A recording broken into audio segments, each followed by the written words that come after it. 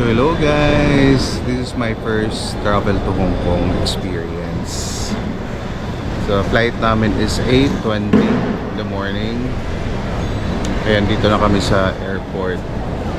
Actually ano pa lang 6 nandito na kami sa airport because we have to follow the procedures. First, dumaan kami sa drop bag. Siyempre mga luggage natin, na-drop natin yan. And then after, kasi mga friends natin nandun pa, nakapila ang iba. So after that, punta na kami ng immigration. So time check, 6:48 na in the morning. And then yun, natapos namin in 48 minutes yung check-in and bag drop. And of course, terminal fee na 784 nabayaran na din. And then the immigration. So actual na hiningi para sa akin as government employee is travel authority.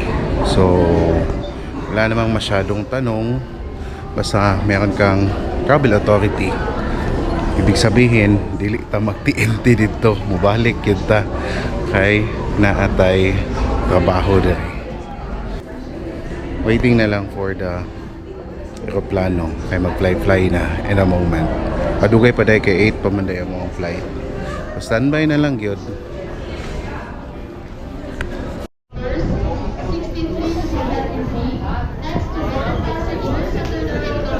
First flyer here. This is the first flight bound for Hong Kong. Direkta siya nga flight paingog Hong Kong gikan og Davao City. So this is an inaugural flight by Cebu Pacific. And starting today, ma-enjoy na nato ang 4 times a week na biyahe, a direct flight from Davao City to Hong Kong. 4 times a week. So di na mamatog Manila. And we're so glad and we're so fortunate na maka-avail ta aning first flight bound for Hong Kong.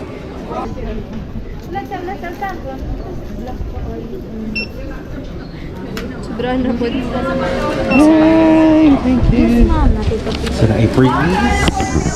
Hi sir, it's for tonight, free wine and dine sa Harbor sir. Okay, thank you.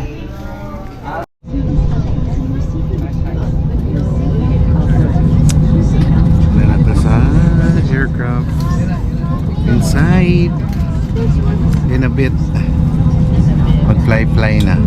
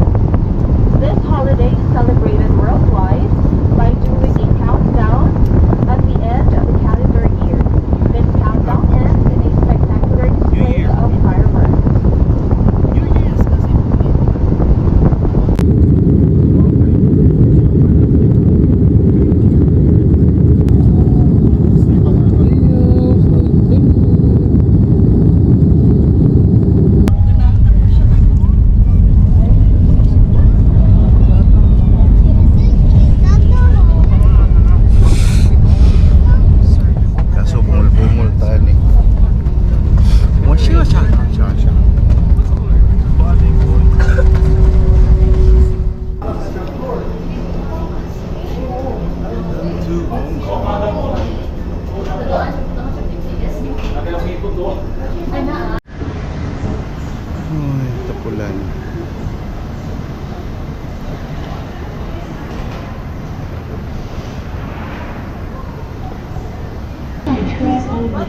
During the whole journey, 请勿靠近身边的物体，沿途紧握扶手。请问靠近车门 Please remember 请严肃紧握扶手。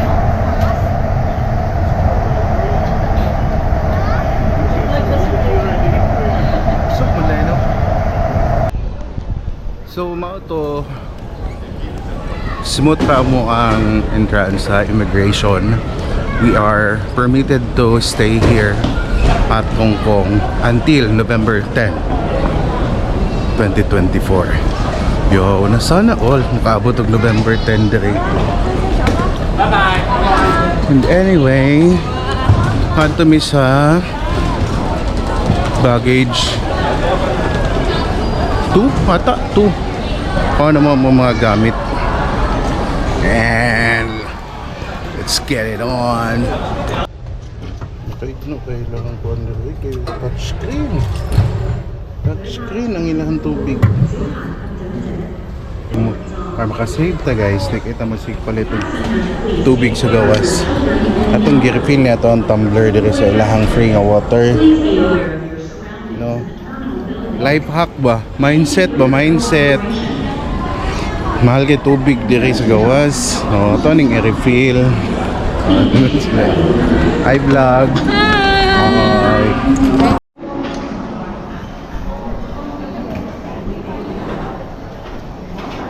So ilang mag-order pa diri kay kana digital order. Okay, muna kung mali sa Singapore.